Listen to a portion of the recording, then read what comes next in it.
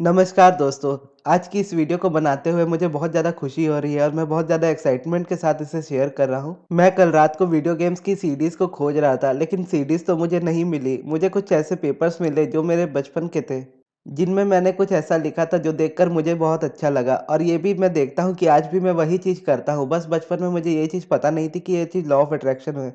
और इस वीडियो से आप ये समझेंगे कि अपने बच्चों को अगर आप लॉ ऑफ अट्रैक्शन सिखाना चाहते हैं, तो कैसे उन्हें सिखा सकते हैं। अब आप अपने स्क्रीन पर उस पेपर को देख पा रहे होंगे जो कि मेरे हॉलिडे होमवर्क का है, जो कि मैंने स्प्रिंग सीज़न के ऊपर लिखा है।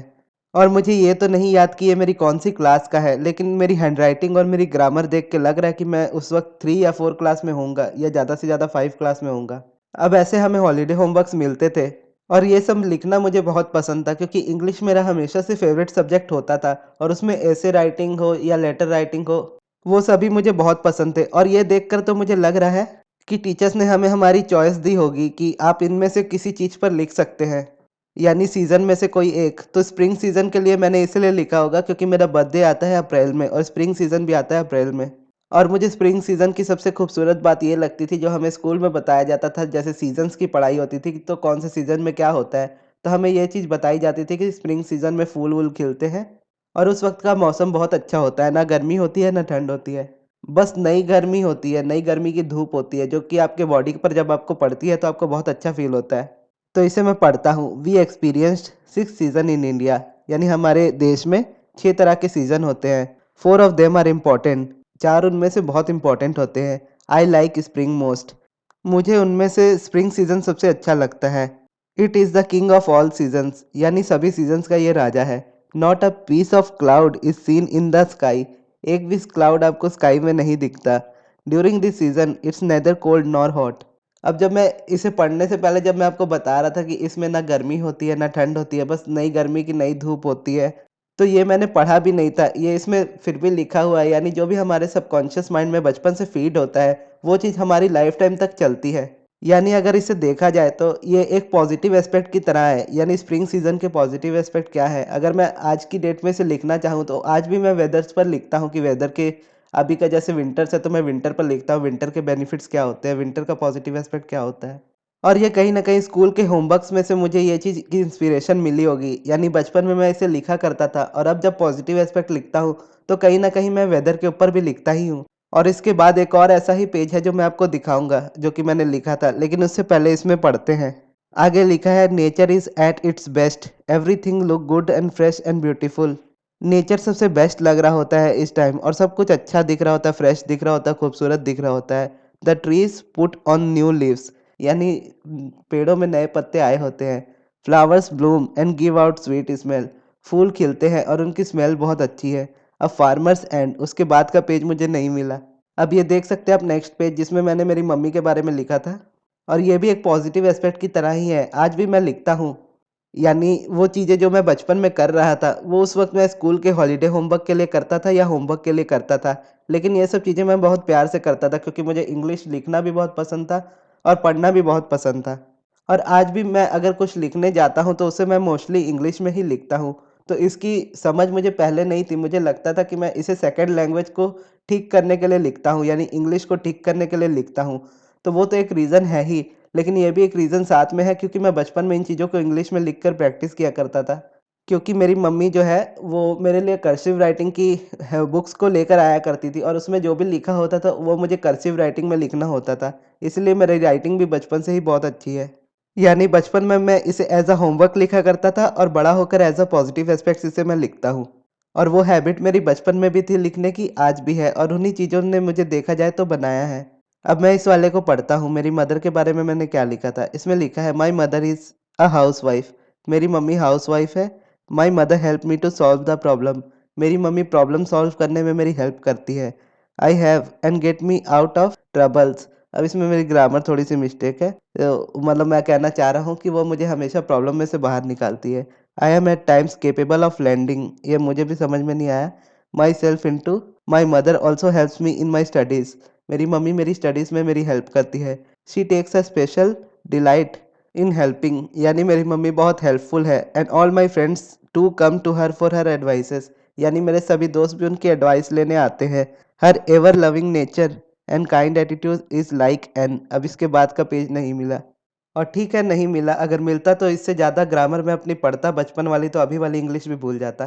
तो ये तो इस तरह के पॉजिटिव एस्पेक्ट थे जो मैं बचपन में अनजाने में लिखा करता था, और आज मैं उसे जानबूझकर लिखता हूँ। और भी कुछ कुछ चीज़ें मैं करता था बचपन में। जैसे स्कूल की जो प्रेयर्स होती थी हमारी, तो उन प्रेयर्स को मैं बड़ी ध्यान से करता था, क्योंकि सैटरडे को हमारी होती थी सरस्वती वंदना, माँ सरस्वती वाली वंदना। तो उसे हम करते थे, और एक दिन जन गण मन भी होता था, हमारा नेशनल एंथम। और वंदे मातरम भी होता था, और उसके साथ इतनी शक्ति हमें देना दाता वाली प्रेयर होती थी, और हमको मन की शक्ति देना वाली प्रेयर होती थी। तो इन सभी प्रेयर्स पर मैं बहुत ध्यान से प्रेयर करता था। यानी उस वक्त मुझे इतनी वैल्यू भी नहीं पता थी कि प्रेयर्स की वैल्यू क्या होती है। अब जब मैं बड़ा हुआ हूँ, और उसके बाद जब मैंने बुक्स पढ़ी, बाइबल पढ़ी, भगवत गीता पढ़ी, उसके बाद मुझे पता चलने लगा कि इन सब की कितनी वैल्यू होती है प्रेयर्स की हमारी लाइफ में। तो वो भी मैं लाइफ में अनजाने में फॉलो करता था बचपन में। और एक चीज़ करता था, मेरे पास स्क्रैप बुक्स होती थी। मेरी बहन उस तरह की बुक्स बनाती थी, तो मैं उसको देखा-देखी मैं भी बनाता था। तो उसमें मैं अपने सभी फ़ेवरेट सेलिब्रिटीज़ की फ़ोटोज़ को लगाता था।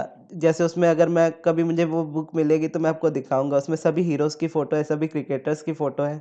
यानी एक विज़न बोर्ड की तरह वो मेरी लाइफ़ में बनता था कि मुझे इनके जैसा पर्सन मेरी लाइफ़ में बनना है। और उस वक़्त मेरे लिए लाइफ़ में कुछ ऐसी चॉइस नहीं थी कि मुझे क्रिकेटर बनना है, या मुझे एक्टर बनना है, या मुझे कुछ भी बनना है। मेरी बहन उस वक़्त उस इन चीज़ों को बनाया करती थी, तो उसको देखकर मैं भी बनाया करता था। फिर बाद में उनके बारे में मैं इंटरव्यूज़ में सुनने लगा, फिर उनको फ़ॉलो करने लगा, फिर उनके माइंडसेट के बारे में जानने लगा। उसी चीज़ों से मुझे बचपन से ही पता था कि माइंडसेट हमारा बहुत ज़्यादा ज़रूरी होता है किसी चीज़ को अचीव करने के लिए। यानी लॉ ऑफ अट्रैक्शन तो बड़े होने के बाद पता चला, लेकिन माइंडसेट के बारे में बचपन में ही पता था। फिर जब मैं बचपन में मूवीज़ देखा करता था, तो उस वक़्त ज़्यादा गोविंदा की मूवीज़ चलती थी, या शाहरुख खान की मूवीज़ चलती थी। तो उनकी मूवीज़ में उनका जिस तरह का एटीट्यूड होता था, उन एटीट्यूड को मैं अपने ऊपर इन्फ्लुएंस करता था। यानी उन चीज़ों को ऑब्ज़र्व करता था, वो कैसे बोलते हैं, कैसे बात करते हैं। और फिर एक एक्टर है जावेद जाफ़री, जिनका टकेशिस कासल में वो आते थे और वो कमेंट्री करते थे मिमिक्री के साथ। तो वो चीज़ें मुझे बहुत ज़्यादा फ़ैसिनेट करती थी, और मैं हमेशा सोचा करता था कि इनकी लाइफ़ कितनी मस्त होगी जावेद जाफ़री की। इनको कभी बोर नहीं लगता होगा, इनको जब भी बोर लगता होगा तो अपने आप से बात करते होंगे दूसरे हीरो की आवाज़ निकाल के। और उनके टैलेंट को मैं बहुत ज़्यादा एप्रिशिएट करता था। और साथ में ये भी डिज़ायर करता था कि काश मुझे भी मिमिक्री आती, और बाद में वो ऑटोमैटिकली आ भी गई। यानी मैंने खुद से किसी पर्सन से जाकर सीखी नहीं, किसी से ट्रेनिंग भी नहीं ली, लेकिन जो मैं मूवीज़ देखता था उनको देखकर उनके कैरेक्टर्स की मिमिक्री करना मुझे आ गया। और जब मैं उनकी फ़ोटोज़ को चिपकाया करता था बचपन में, तो अक्षय कुमार की भी बहुत सारी फ़ोटोज़ मैं लगाया करता था, क्योंकि वो हमेशा से मेरे फ़ेवरेट रहे हैं। और वो ब्लैक बेल्ट भी है, तो उनको देखकर मैंने बचपन में मार्शल आर्ट भी सीखा था। तो उस वक़्त मैं येलो बेल्ट तक गया था, उसके बाद मैंने छोड़ दिया था। और उसके बाद मैं क्रिकेटर्स की भी बहुत सारी फ़ोटोज़ चिपकाया करता था अपनी स्क्रैप बुक में। और फिर उसके बाद मैंने क्रिकेट सीखा भी था। हालाँकि मुझे क्रिकेट में उतना ज़्यादा इंटरेस्ट नहीं है, क्योंकि मैं उन फ़ोटोज़ को चिपकाता रहता था, तो उन चीज़ों से इन्फ्लुएंस हो जाता था। यानी मेरा सबकॉन्शियस माइंड उनको पकड़ लेता था कि शायद तुम्हें क्रिकेटर बनना है। जबकि क्रिकेट में मुझे बिल्कुल भी उतना इंटरेस्ट नहीं है। और जब मैं बड़ा होने लगा, तो मुझे बुक्स पढ़ने का मन इसलिए करने लगा, क्योंकि मैं देखता था कि जितने बड़े से बड़े लोग हैं वो सभी लोग बुक्स को पढ़ते हैं। तो मैंने बुक्स पढ़ना स्टार्ट कर दिया। उस वक़्त मैंने ये नहीं सोचा था कि मुझे बहुत कुछ बड़ा बनना है। मैं इतना बस जानता था कि ये लाइफ़ मुझे जो मिली है, अगर इसमें मैं बुक्स पढ़ता हूँ, तो आज नहीं तो कल ये मुझे लाइफ़ में बहुत अच्छा इंसान बनाएगी और बहुत आगे भी लेकर जाएगी। तो उसी वक़्त मैंने 2016 में बुक्स को पढ़ना शुरू किया था, और उसके बाद आज 2022 में आप सभी को सिखा रहा हूँ। यानी यूनिवर्स हमारी लाइफ़ में अगर कोई चीज़ देता है, तो कहीं न कहीं हम सभी की को-क्रिएशन होती है। यानी हमारा माइंडसेट एक तरफ होता है, और एक तरफ यूनिवर्स उसे देता है। और जब हमें लगता है कि ये चीज़ हमारे लिए सही नहीं है, ये चीज़ हमारे लिए गलत है, तो यूनिवर्स उस चीज़ को आपके लाइफ़ में से निकाल देता है। लेकिन वहाँ से भी जो आपको एक्सपीरियंस मिला होता है, उस एक्सपीरियंस को भी आप लेकर आगे चलते हो और अपनी लाइफ़ में आगे बढ़ते हो। और जब मैं उनकी फ़ोटोज़ लगाया करता था हीरोज़ या क्रिकेटर्स की, तो मेरा कुछ ख़ास मकसद नहीं होता था। खाली एक डिज़ायर थी कि मुझे भी काश मिमिक्री आती। और वो बाद में आने लगी, और मैं बचपन से ही कंप्यूटर्स बहुत चलाता था, और कंप्यूटर्स में बहुत ज़्यादा ईज़ी मुझे लगा करता था। तो आज भी मैं कंप्यूटर्स में ही काम करता हूँ। मैं एमएस पेंट में ड्रॉ किया करता था, या प्रोजेक्ट बनाता था, तो कंप्यूटर के प्रोजेक्ट मैं ही बनाता था, पावर पॉइंट की प्रेज़ेंटेशन बनाता था। अब उसमें से मैं देखता हूँ कि आज उनकी क्वालिटी की वजह से मैं अच्छे थंबनेल बना पाता हूँ यूट्यूब पर। यानी यूनिवर्स आपकी कभी भी कोई भी की गई मेहनत को बेकार नहीं जाने देता। हर एक चीज़ की एक वैल्यू देता है आपकी लाइफ़ में वो। और जब हम अपनी लाइफ में आगे बढ़ते हैं, तो उन डॉट्स को कनेक्ट करके देखते हैं, तब वो चीज़ बनती है। इसके बारे में स्टीव जॉब्स जी ने भी बोला था अपनी एक स्पीच में, कनेक्टिंग द डॉट्स के बारे में।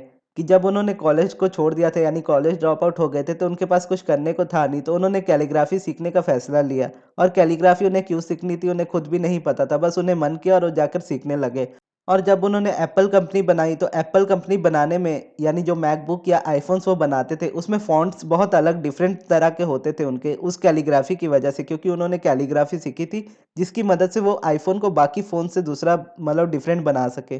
तो इस तरह से उन्होंने कहा था कि आज मैं अपने डॉट्स को कनेक्ट करके देखता हूँ, तो उस वक़्त मुझे समझ नहीं आता था कि मैं ये चीज़ें क्यों कर रहा था। यानी जब मैं बुक्स पढ़ता था या स्क्रैप बुक में फ़ोटोज़ लगाता था, उस वक़्त मुझे ये चीज़ें समझ में नहीं आती थी कि मैं ये क्यों कर रहा हूँ या इससे मेरा लाइफ़ में आगे क्या होगा। कुछ-कुछ का पता था, कुछ-कुछ का नहीं पता था। लेकिन आज उन सभी चीज़ों के बारे में क्लीयरेंस मिलती है कि अगर मैं स्क्रैप बुक उनकी लगाता था, तो उनका टैलेंट कहीं न कहीं मेरे अंदर आ रहा था, उनका माइंडसेट कहीं न कहीं मेरे अंदर आ रहा था। यानी उनकी अच्छाई को एप्रिशिएट कर रहा था, वो अच्छाई मेरे अंदर आ रही थी और उनसे मुझे मिमिक्री का टैलेंट मिला। अब मैं आपको अपनी मिमिक्री भी करके दिखाता हूँ कि कैसे मैं मिमिक्री का भी इस्तेमाल करता हूँ अपनी मैनिफेस्टेशंस को पूरा करने के लिए। यानी मेरा बेसिक इंटेंशन ये नहीं होता कि मैं कुछ मैनिफेस्ट करूँ, लेकिन उसी तरह से मैं उसे करता हूँ कि मुझे एन्जॉय फ़ील हो, यानी एक अच्छा एक्ट की तरह करता हूँ कि उसमें मुझे मज़ा आए करने में। जैसे आपको पता होगा कि मैं पर्सनल सब्लिमिनल बनाता हूँ और पर्सनल सेशन भी लेता हूँ। तो इस तरह से मैं पर्सनल सेशन तो हाल में लेने लगा हूँ, लेकिन जब मैं सब्लिमिनल बनाना शुरू किया, तो उस वक़्त मैं इस तरह से किया करता था कि मान लीजिए कोई मिल गया कि ऋतिक रोशन को यानी रोहित मेहरा को अपने लिए सब्लिमिनल बनवाना है। तो वो मुझे फ़ोन करते हैं और सामने से मुझे इस तरह से कहते हैं, हेलो गगन। मैं रोहित मेहरा बात कर रहा हूँ। मैं 7th स्टैंडर्ड में पढ़ता हूँ, लेकिन अपनी क्लास में सबसे लंबा हूँ और मैं पढ़ाई में बहुत ज़्यादा नीचे हूँ। और इसलिए मेरे सभी दोस्त मुझे चिढ़ाते हैं। बिट्टू, चिंटू सब मुझे चिढ़ाते हैं। मैं अपनी पढ़ाई को बहुत अच्छा करना चाहता हूँ, मैं बहुत अच्छा स्टूडेंट बनना चाहता हूँ। मुझे प्लीज़ अपने लिए एक सब्लिमिनल बना दो। तो इस तरह से मैं एक्ट करता हूँ। अब जैसे धड़कन मूवी आपने देखी होगी, तो धड़कन में अक्षय कुमार और सुनील शेट्टी रहते हैं। तो अक्षय कुमार की शादी हो जाती है शिल्पा शेट्टी से और वो उनकी गर्लफ्रेंड रहती है सुनील शेट्टी की। और अब सुनील शेट्टी को अपनी स्पेसिफिक पर्सन को मैनिफेस्ट करना है, तो सुनील शेट्टी मेरे पास आते हैं और फ़ोन पर मुझे कहते हैं कि मुझे स्पेसिफिक पर्सन वाला सब्लिमिनल बना दो और सामने से कॉल करते हैं और कहते हैं, "मैं अंजलि को भूल जाइए आ नहीं सकता और अंजलि मुझे भूल जाइए मैं आने नहीं दूँगा। गगन मुझे स्पेसिफिक पर्सन का सब्लिमिनल बना दो और फिर इस तरह से वेलकम के उदय शेट्टी यानी नाना पाटेकर मेरे पास आते हैं कि उनकी बहन संजना यानी कैटरीना कैफ की शादी करानी है और उसकी शादी के लिए मुझसे वो सब्लिमिनल बनवाना चाहते हैं और उसके लिए आकर मुझे कहते हैं, अच्छा है, भगवान का दिया हुआ सब कुछ है, दौलत है, शोहरत है, इज्जत है, बस एक चीज की कमी है कि बहन की शादी नहीं हो रही, इसके लिए आप मुझे सब्लिमिनल बना दो। और फिर मैं सनी देओल की भी करता हूँ कि जैसे घातक में उनकी लड़ाई हो जाती है कातिया से और वो सामने से कह के आ जाता है कि ये मजदूर का हाथ है कातिया, लोहे को पिघलाकर उसका आकार बदल देता है। यह ताकत खून पसीने से कमाई हुई रोटी की है। और उनके सातों भाई को धमकी भी दे आते हैं कि सातों को साथ मारूंगा, एक साथ मारूंगा, चीर दूंगा, फाड़ दूंगा। अब वो गुस्से में तो बोल आते हैं, लेकिन बाद में उन्हें पता चलता है कि वो एक सिंगल पर्सन है और सामने 7 लोग हैं और सातों के सातों गुंडे हैं बहुत बड़े। अब सन्नी पाजी ने उन्हें धमका तो दिया, लेकिन अब उन्हें वैसा माइंडसेट चाहिए कि सामने वाले से वो लड़ सके। तो वो मेरे पास आते हैं सब्लिमिनल बनवाने और मुझे कहते हैं, ओए गगन, मेरी कातिया के साथ लड़ाई हो गई है और मैं चाहता हूँ कि मैं उन सातों भाइयों को पटक पटक के मारूं। मैं उन सातों को धमकी देकर आया हूँ कि सातों को साथ मारूंगा, एक साथ मारूंगा। और इसी तरह खुद को एंटरटेन करने के लिए मैं बहुत से लोगों की मिमिक्री करता रहता हूँ। अगर अगली किसी वीडियो में मुझे टाइम मिलेगा या मौका मिलेगा, तो मैं उन मिमिक्री को ज़रूर ऐड करूँगा उसमें। और अगर आपको भी सब्लिमिनल बनवाना हो या पर्सनल सेशन चाहिए हो, तो आप मुझसे इंस्टाग्राम या फिर जीमेल पर कॉन्टैक्ट कर सकते हो, उनकी डिटेल्स आपको डिस्क्रिप्शन बॉक्स में मिल जाएँगी। और वहीं मैं आपको फ़ीस भी बता दूँगा। तो ये थी दोस्तों हमारी आज की वीडियो। आपको ये वीडियो कैसी लगी और स्पेशली मेरी मिमिक्री कैसी लगी? कमेंट बॉक्स में ज़रूर बताइएगा। अगर आपके कोई सवाल हो तो वो भी आप मुझसे पूछ सकते हो कमेंट बॉक्स पे। और इस वीडियो को यहाँ तक देखने के लिए बहुत-बहुत धन्यवाद।